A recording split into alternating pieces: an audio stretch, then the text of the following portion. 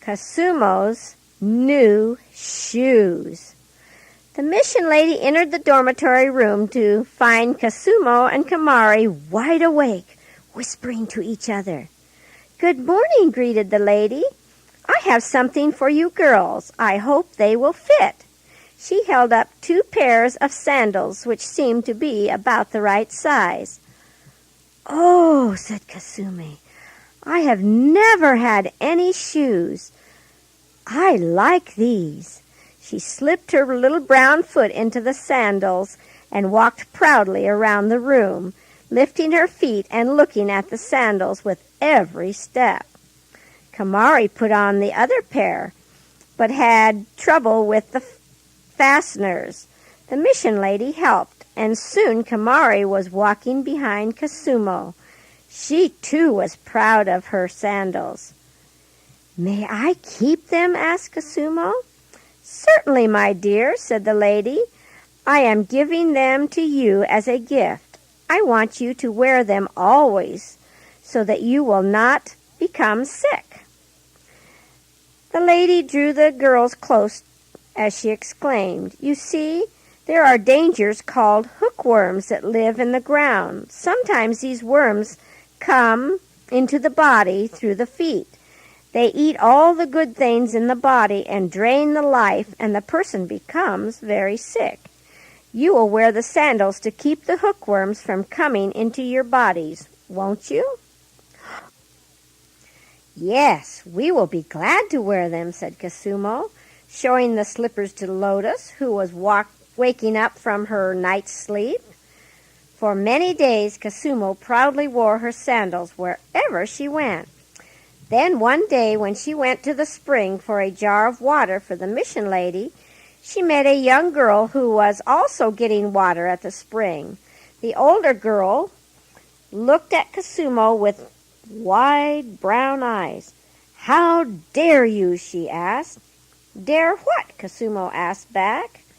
The older girl pointed down at Koosumo's feet and said, "How do you dare to wear shoes?"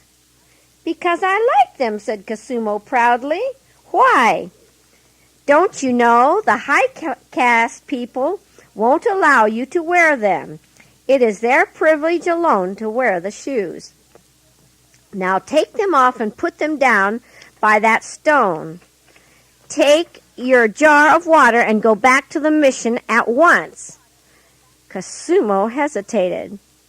"But they are my shoes," she said. "The kind mission lady gave them to me. She wants me to wear them all the time." "Take them off," demanded the girl, coming closer. Koosumo was frightened. She had heard how unreasonable the high-class people can be in certain matters, so she decided it would be better to do as the girl commanded. She slipped the sandals off and placed them by the stone. With tears in her eyes, she took up her water jar and started back in the direction of the mission house. Several times she looked back. The girl had gone. There was nobody near the spring except an old woman who was washing her clothes in the pond. Koosumo put down her jar and ran back to the stone.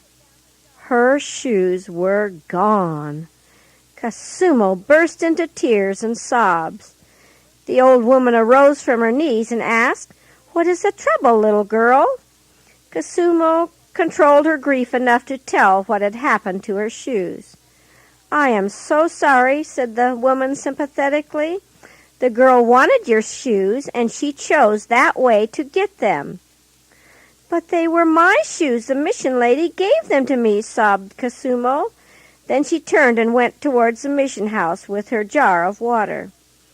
The mission lady listened to Koosumo's story. Then she put her arm gently around the girl and drew her close. Perhaps the girl did not know that it is wrong to steal. There are many people who have never heard of Jesus and of his great love for us. They do not know what it means to love their neighbor as themselves. So we must pray for them and for this little girl who has not learned the better way of life. Someday we may have a chance to talk to that girl and tell her that Jesus loves her too." As the mission lady paused, there were tears in her eyes, for she was thinking of the thousands of people, many of them in the village nearby, who needed Christ and a knowledge of His saving grace. "There is so much work to do," she whispered after a few moments. Is there something I can do to help?" asked Koosumo, wiping away her tears. "Yes, little flower. Someday you may be a shining light to your people. You can tell them about the God in heaven. But come now, I think there is another pair of sandals in a box in my bedroom. Let us see." The lady discovered a pair of sandals that were not quite so nice as the ones that had been taken from Koosumo, but the girl was very grateful for them. "Thank you very much," beamed Koosumo as she ran to tell her experience to Lotus and Kumari.